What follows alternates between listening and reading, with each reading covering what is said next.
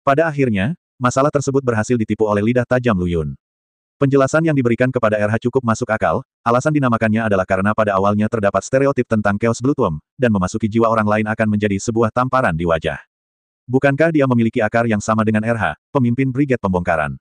Jadi saya mengambil nama RH. Tentu saja Lu Yun tidak bisa mengakui bahwa ada unsur rasa tidak enak di dalamnya.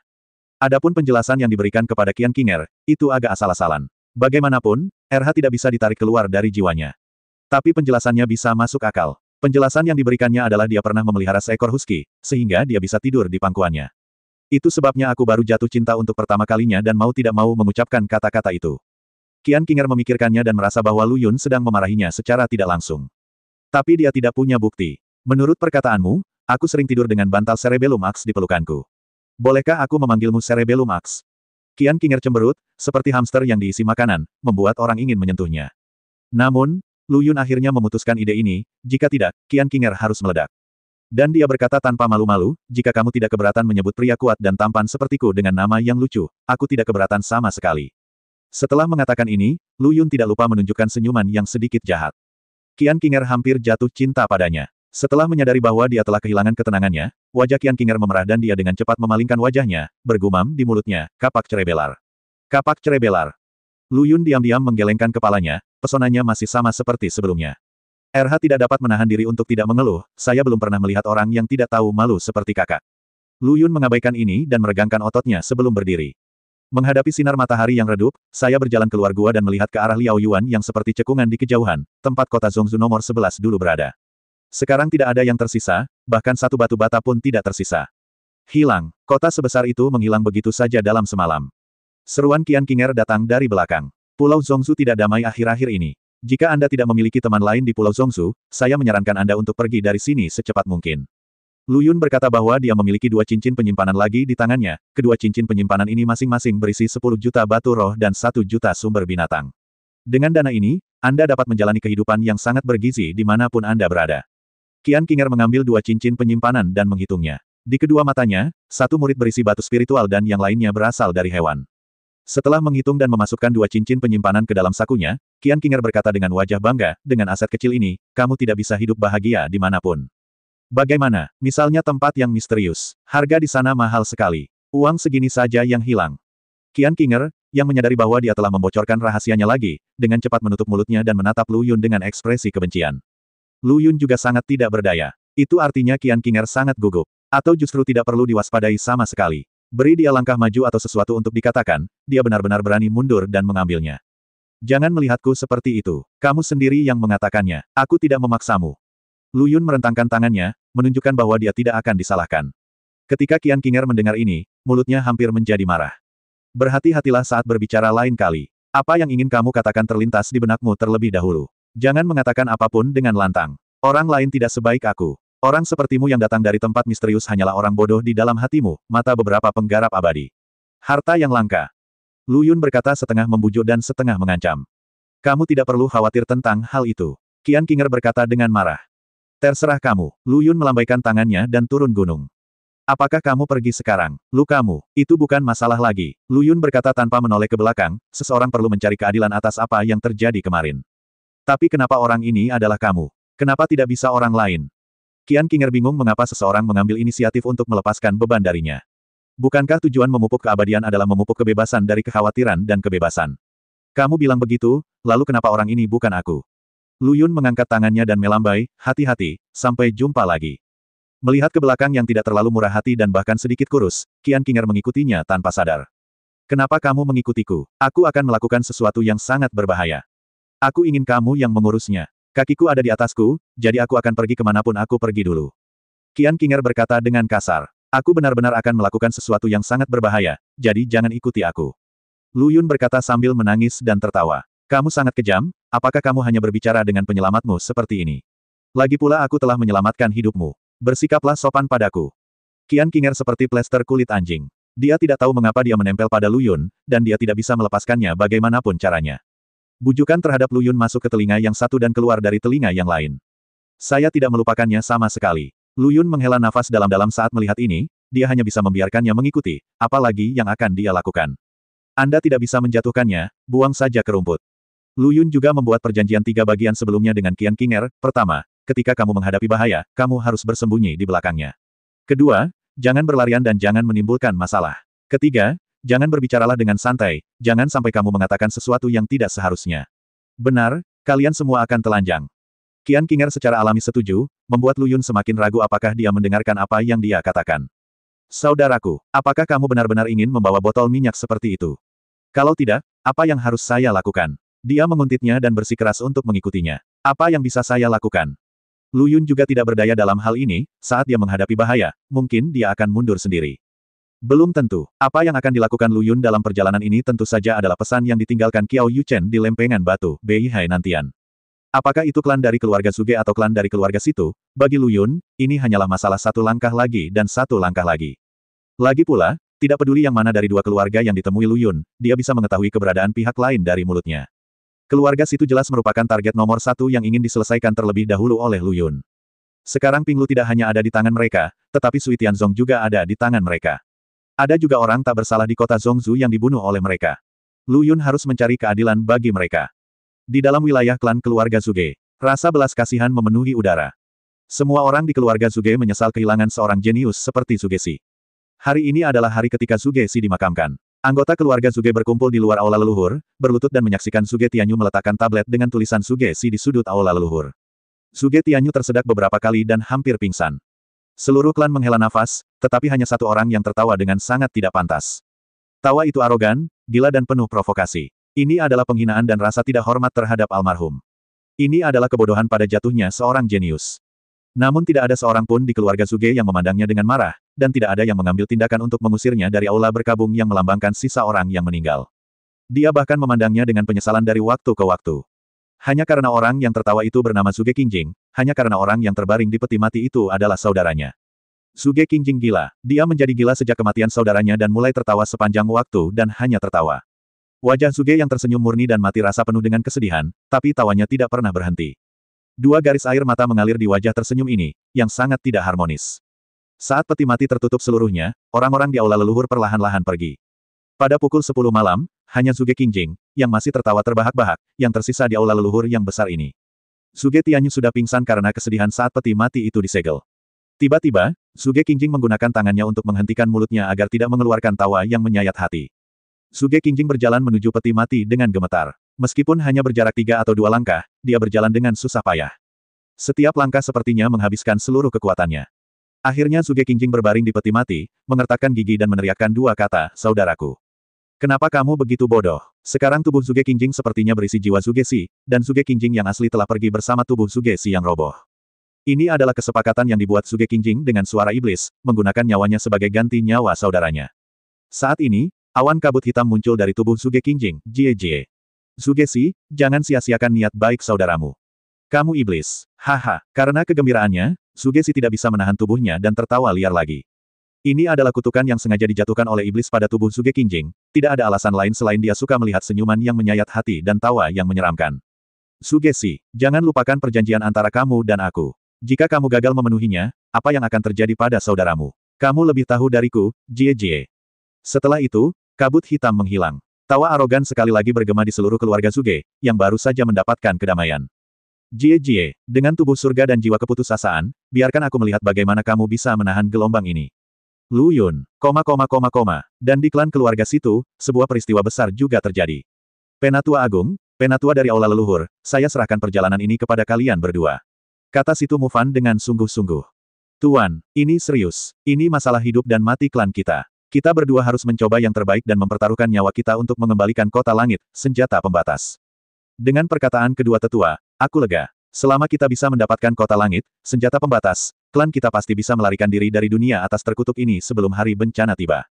Situ Mufan berkata dengan penuh semangat. Belum terlambat, kepala keluarga. Kita berdua berangkat sekarang. Hati-hati di sepanjang jalan. Situ Mufan berdiri untuk mengantarnya pergi. Seperti dugaan Lu Yun, keluarga Situ menghabiskan begitu banyak upaya mengumpulkan artefak dunia bukan untuk menyelamatkan dunia, tetapi untuk melarikan diri dari dunia atas. Mereka tidak tahu bahwa tidak ada telur yang tidak pecah setelah sarangnya dibalik. Tepat ketika Situ Mufan hendak menyelesaikan rencana besarnya dan menjadi terkenal dalam sejarah, teriakan tergesa-gesa dari luar rumah membuyarkan fantasinya, laporkan. Tuan, sesuatu yang buruk telah terjadi. Seorang pria dan seorang wanita menerobos masuk. Perbatasan dari klan sudah berakhir. Apa? Situ Mufan duduk dari kursi saat itu, brengsek. Tanpa badan bencana yang menutupinya, rencananya masih dimata-matai oleh Suge Momo itu. Keluarga, Tuan, bukan seorang kultivator abadi dari keluarga Suge. Bukan dari keluarga Suge, mungkinkah seseorang pergi dan mendapat kabar itu? Itu menarik perhatian keluarga kuno lainnya. Bahkan tidak terlihat seperti mereka. Karena menilai dari keterampilan gerakan dan hukum yang digunakan oleh kedua orang ini, mereka tampaknya bukan kultivator abadi dari keluarga Gu. Begitu kata-kata ini keluar, jantung khawatir Situ Mufan berdetak kencang dan kemudian melepaskannya. Lain kali saat melapor, harap berhati-hati dan selesaikan perkataanmu sekaligus. Jangan terlalu sesak. Kepala keluarga sedang sakit hati. Dia hampir kehabisan napas setelah bola balik. Sejujurnya tak heran jika Situ Mufan akan seperti burung yang ketakutan. Keluarga Situ kini terlihat sama seperti biasanya, namun nyatanya hanya sekedar hiasan saja dari aula leluhur ke tempat misterius, mencari langit. Kota itu hilang. Saat ini, jika keluarga kuno lainnya datang untuk membunuh mereka, itu akan menjadi pukulan telak bagi keluarga Situ, dan mereka bahkan mungkin menderita bencana pemusnahan. Mengapa kamu tidak datang ke sini untuk melaporkan sesuatu jika kamu bukan seorang kultivator abadi dari keluarga Gu? Kirim saja seseorang untuk membunuhnya. Situ Mufan melambaikan tangannya dan berkata. Tapi kedua pria itu adalah orang-orang yang potretnya diberikan oleh sesepuh agung 2 hari lalu. Apa? Situ Mufan yang baru saja duduk tiba-tiba berdiri dari tempat duduknya, kamu yakin? Bawahanku takut salah melihatnya, jadi aku melihatnya sekilas. Persis sama dengan potret yang diberikan tetua agung kepada kita. Situ Mufan tertegun pada awalnya, dan akhirnya tertawa terbahak-bahak, oke. Sulit sekali mencari tempat setelah memakai sepatu besi, dan tidak perlu usaha untuk mendapatkannya. Song Yuntian, tubuh bencana, benar-benar menyampaikannya ke pintunya sendirian. Kali ini, bahkan bajingan Suge kami tidak lagi takut dipotong. Kamu beruntung sekali, kamu bisa mendapatkan emas meski kamu minum air. Haha. Tuan keluargaku memerintahkanku untuk menangkap laki-laki itu dan menghiburnya. Sedangkan perempuan itu, dia cukup cantik. Biarkan dia muncul di ruang kerja tuanku malam ini.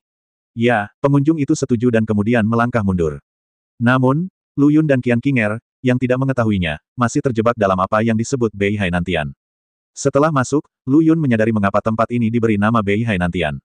Lagi pula, bagaimana mungkin dua pemandangan yang sangat berbeda bisa muncul di tempat yang sama dalam dua arah yang berlawanan. Tapi ketika dia datang ke sini, Lu Yun mampu menarik pantatnya dengan pisau, dan itu membuka mata.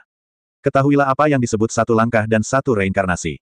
Suatu detik mungkin cerah, detik berikutnya akan turun hujan lebat, suatu saat panasnya tak tertahankan, dan saat berikutnya Anda mungkin berada di dalam gua es. RH, apa kamu yakin bisa keluar dengan berjalan seperti ini?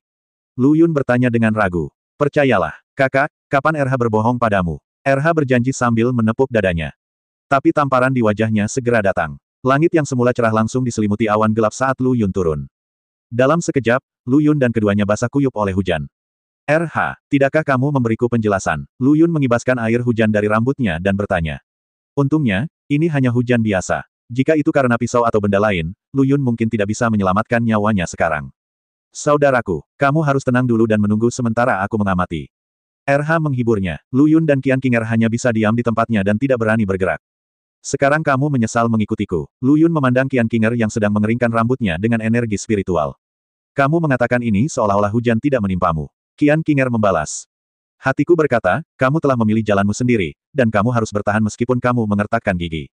Lu Yun memandangi langit kelabu dan menghela nafas, alangkah baiknya jika saudara Chu ada sekarang, atau jika sepatu bot Fei Yun tidak rusak, bagaimana dia bisa terjebak dalam formasi yang rusak ini. Saudaraku, bahkan jika kamu memiliki semua yang kamu katakan, tidak mungkin untuk keluar dari sini. RH menuangkan baskom berisi air dingin ke atasnya. Kenapa? Saudara Chu menggunakan lukisan untuk memasuki formasi dan menggunakan formasi tersebut untuk membuktikan kebenarannya. Ini pasti tidak akan mengganggunya. Sepatu Fei Yun dapat mengabaikan formasi sihir. Jika Anda memiliki salah satunya, mengapa khawatir terjebak di sini? Lu Yun membalas. Karena fenomena aneh di sini sama sekali bukan disebabkan oleh bentukan. Apa? Itu tidak dibentuk oleh suatu formasi. Tahukah kamu apa yang kamu bicarakan? Haha, jika ini tidak dibentuk oleh suatu formasi, mungkinkah itu kelainan alami? Lu Yun mengira RH sedang berbicara omong kosong. Itu tidak mungkin, tapi itu tidak menutup kemungkinan. RH berkata dengan sangat serius, saudaraku. Setelah kamu mencapai alam abadi Luojin yang agung, kamu akan dapat mengendalikan hukum, dan hukum adalah fondasi dunia dan pesawat. Petik 2. RH menjelaskan dengan sabar, saya telah mengatakan sebelumnya bahwa klan dari keluarga kuno ini semuanya ada di dunia kecil. Adapun lingkungan dan ekologi dunia kecil ini sepenuhnya ditentukan oleh penciptanya. Dia dapat menciptakannya seperti ini. Tempat di mana setiap langkahnya unik. Lu Yun menelan ludah dan berkata, RH, maksudmu kita sekarang berada di dunia kecil dari keluarga kuno. Benar, kalau tidak, mustahil menjelaskan bahwa kamu berada di lingkungan ini sekarang. Yang lebih buruk lagi adalah para penggarap keluarga kuno ini kemungkinan besar sekarang menyadari keberadaanmu. RH melihat sekeliling yang tenang dan berkata, mungkin seseorang sedang memperhatikanmu dengan penuh semangat di sudut saat ini, siap untuk mengambil tindakan. Astaga, RH, dengan kemampuanmu mengendalikan atmosfer, sayang sekali jika tidak menceritakan cerita hantu. Saudaraku, aku tidak bercanda, ini benar. Kata RH serius. Apa yang aku katakan itu benar. RH, sudut mulut Lu Yun sedikit terangkat, mereka bersembunyi dan aku benar-benar tidak bisa berbuat apa-apa terhadap mereka. Jika mereka mengambil inisiatif, maka kita tidak akan jauh dari Beihai Tianan. Saudaraku, apa maksudmu? RH tampak tercengang.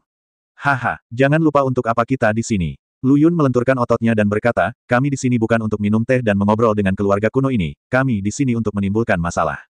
Berhentilah bersembunyi seperti tikus. Keluarlah jika kamu memiliki keterampilan. Lu Yun meraung, dan efeknya segera terlihat, dan bagian belakang kepalanya dipukul dengan keras. Kenapa kamu berteriak begitu keras? Kamu sangat menakuti gadis ini hingga dia hampir jatuh ke dalam lumpur. Qian Qinger mengeluh. Lu Yun terhuyung sambil menggendong Yi Baoli di punggungnya, maju 2 langkah, dan berkata dalam hatinya, tidak bagus. Namun setelah menunggu beberapa saat, ternyata tidak terjadi apa-apa. Lu Yun, saudaraku, penglihatan aneh itu sepertinya telah menghilang. Suara RH juga penuh kejutan dan kebingungan. Menghilang, apa maksudmu? Lu Yun menatap Qian Xing tanpa sadar. Bagaimanapun, dia dan Qian Qinger adalah 2 orang sejauh mata memandang. Mungkinkah itu dia? Lu Yun curiga. Tapi begitu ide ini muncul, Lu Yun sendiri yang menolaknya. Karena jarak yang dekat antara mereka berdua barusan, jika Qian Qinger melakukan gerakan apapun, mustahil baginya untuk tidak menyadarinya. Tepat ketika Lu Yun bertanya-tanya mengapa dia keluar dari penglihatan itu tanpa bisa dijelaskan, suara langkah kaki yang berantakan terdengar di telinganya. Lu Yun mencari suaranya dan melihat kata besar, situ, terukir di pakaian coklat itu.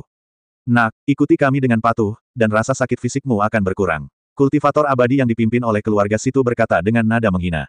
Tapi Lu Yun sedikit mengangkat sudut mulutnya, merasa sangat bahagia. Jika Anda benar-benar ingin tidur, seseorang akan memberi Anda bantal. Dia khawatir tidak bisa menemukan klan keluarga Situ. Tanpa diduga, saya melakukannya dalam 1 langkah. Beihai Nantian ini sebenarnya adalah pintu masuk ke keluarga Situ. Ikuti kamu. Kenapa? Lu Yun maju selangkah dan berkata. Hah. Apakah kamu cukup gila? Kultivator abadi yang dipimpin oleh keluarga Situ meletakkan tangannya di belakang punggungnya, benar. Bagaimanapun juga, kamu adalah Song Yuntian, tapi ini adalah wilayah keluarga Situ. Lu Yun, lagu Yuntian. Lu Yun sedikit bingung, bagaimana dia bisa menjadi Song Yuntian. Saudaraku, apakah kamu lupa bahwa hari itu kamu menipu Pak Tuayan dan mengatakan kamu adalah Song Yuntian? Baru setelah diingatkan oleh RH barulah Lu Yun bereaksi. Dan saudaraku, mungkin kami bisa keluar dari fenomena aneh itu karena mereka mengira kamu adalah Song Yuntian dan sasaran penangkapan mereka, jadi mereka membebaskan kami. Lu Yun, dia tidak pernah menyangka Song Yuntian, yang telah membuatnya sangat menderita, benar-benar bisa membantunya sekali.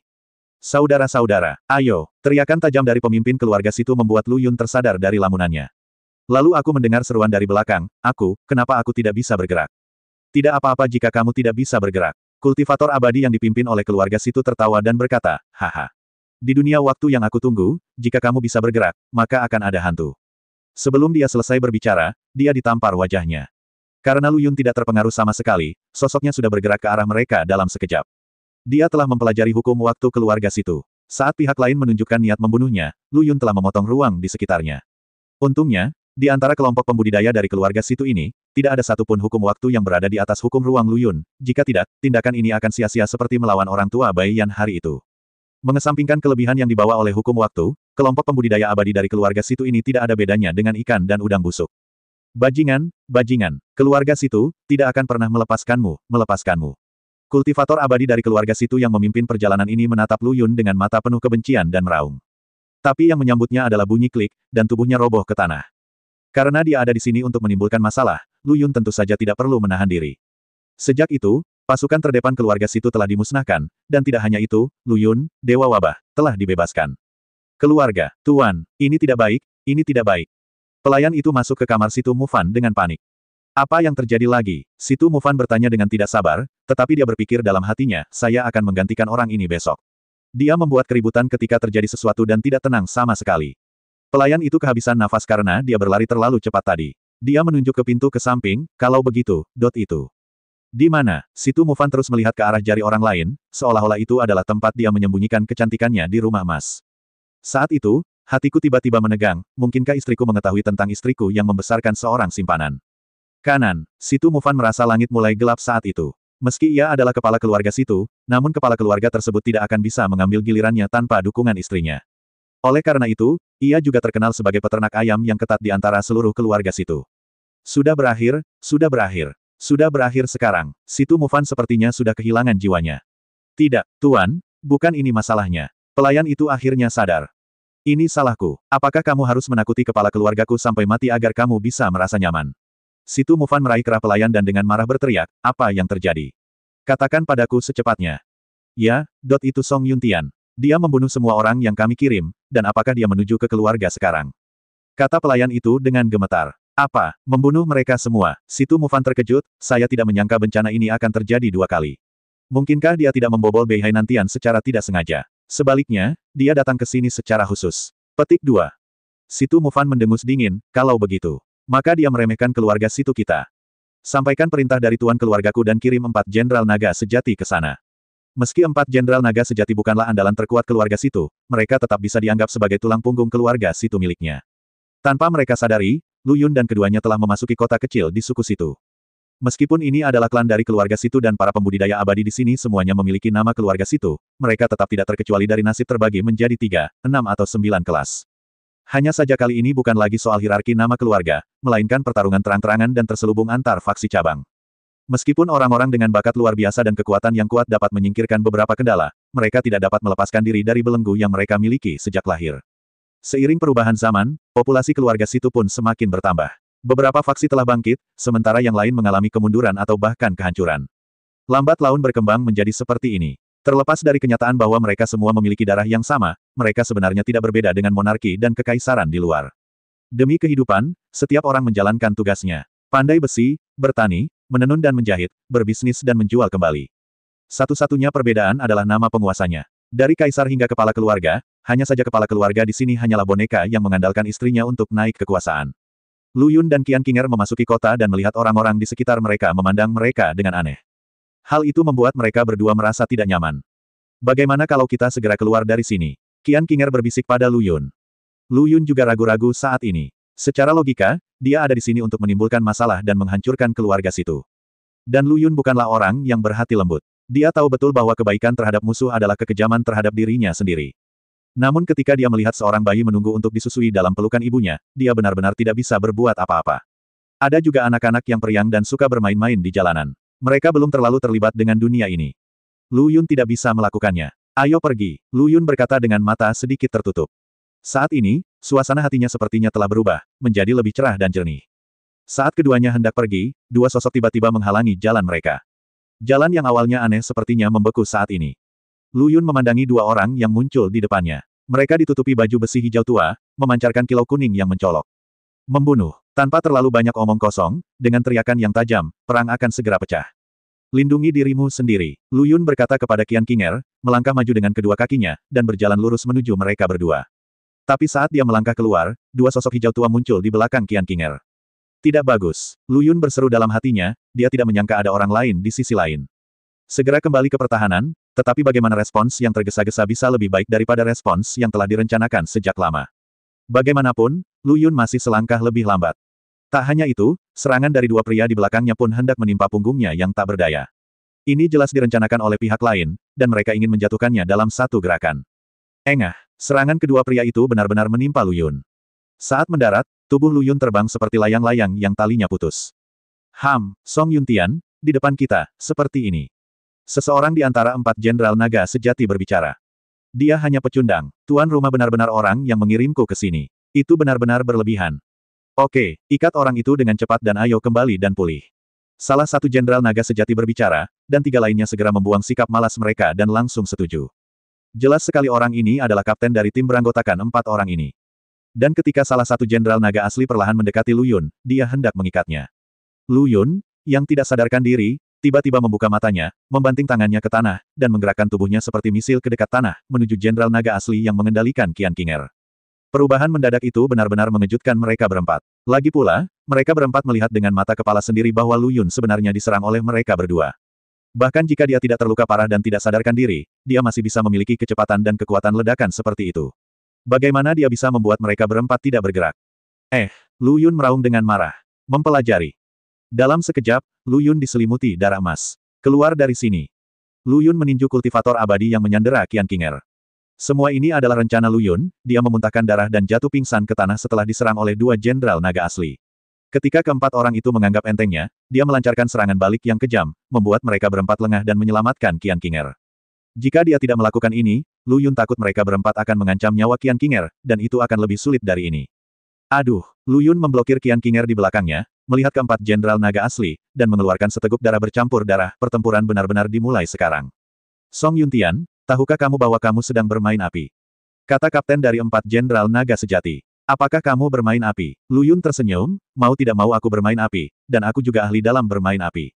Unggul, empat jenderal naga asli bubar seketika, menduduki semua sisi Lu Yun dan mengelilinginya. Sebuah kekuatan tak terlihat menyelimuti Lu Yun. Lagi.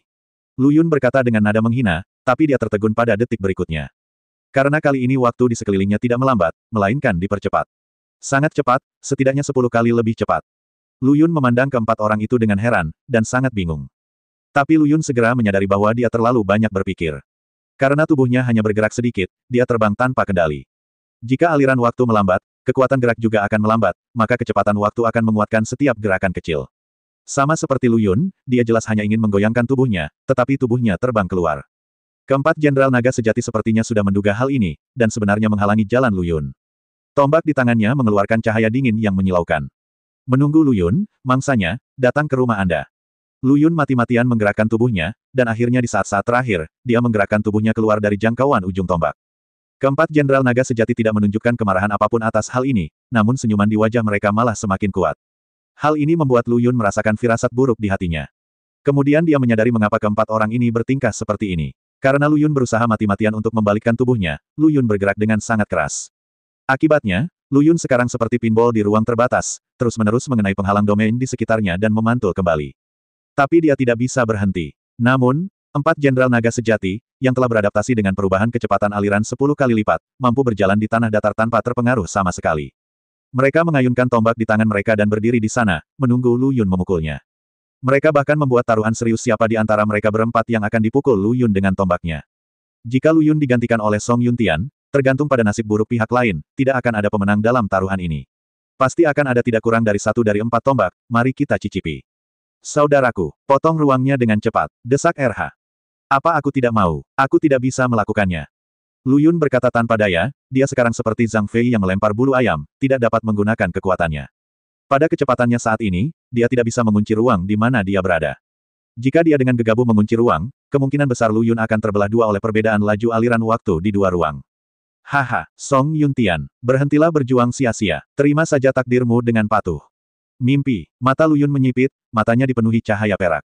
Saudaraku, mata RH membelalak, kamu gila. Apa yang akan kamu lakukan? Jika kamu tidak melakukan ini, kamu semua mungkin akan dicincang. Aku tidak peduli tentang itu. Lu Yun terlihat gila, dia sebenarnya ingin menyingkat ruang ini. Hal ini untuk menghindari dampak laju aliran waktu. Anda harus tahu bahwa dengan kekuatan Lu Yun saat ini, dia masih bisa memadatkan ruang berukuran 3 hingga 4 cm di dalam dirinya. Hanya dengan melihatnya sekarang, ukurannya pasti mencapai ratusan 3 atau 4 cm. Tidak mungkin untuk memadatkannya. Terlebih lagi, ada 5 orang berdiri di ruang ini. 4 jenderal naga sejati yang mengetahui motif Lu Yun pasti akan mengambil tindakan untuk menghentikannya. Ini adalah langkah yang sia-sia sejak awal. Namun saat ini, inilah satu-satunya cara yang terpikirkan oleh Lu Yun untuk memecahkan situasi tersebut. Haha, apakah kamu masih ingin bertarung sampai mati? Pemimpin tim dari 4 jenderal naga sejati melihat perilaku aneh Lu Yun dan mengejek dengan nada menghina, Song Yuntian. Tidak ada gunanya, berhenti melakukan pekerjaan yang tidak berguna. Menyerah dan ditangkap adalah satu-satunya jalan keluarmu kecuali kematian. Benarkah? Menurutku tidak. Saat kata-kata itu jatuh, cahaya perak di mata Lu Yun mencapai puncaknya. Cahaya perak yang dipancarkan hampir menutupi seluruh tubuhnya. Bos, sepertinya ada yang salah. Jenderal naga keempat dari 4 jenderal naga asli bergidik saat dia melihat ruang bergetar di sekitarnya. Apa yang kamu takutkan? Dengan kita berempat di sini, masalah apa yang bisa dibuat anak ini?